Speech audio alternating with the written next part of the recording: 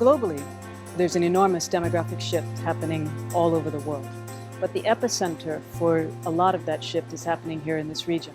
From 2015 to 2050, the elderly population above the age of 60 will double from just under 1 billion to just over 2 billion people. 65% of that increase will take place here in the Asia and Pacific region. The key question right now is how to adapt in the region and how to prepare for this adaptation.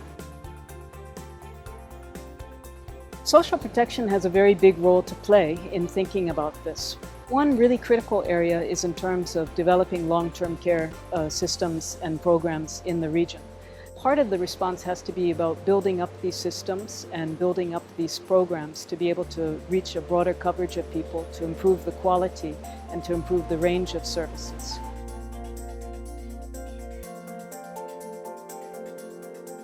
Countries in the region can learn a lot from each other because everybody's going through the same kind of shift. We have global leaders in the region like Japan, Korea, and Singapore who have already made significant changes in policy development and program development.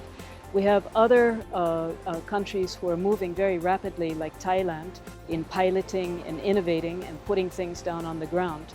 And we have other countries in the region who are developing very interesting community-based responses. All of those types of models and approaches are where everybody can learn from each other. First, in terms of knowledge development, there's an urgent need to develop knowledge base within our institution and also across the region. So we are engaged in technical assistance at the country level, like in China, at the national and provincial and local level, and also regionally in a regional technical assistance, which is looking at developing the evidence base in 6 different countries.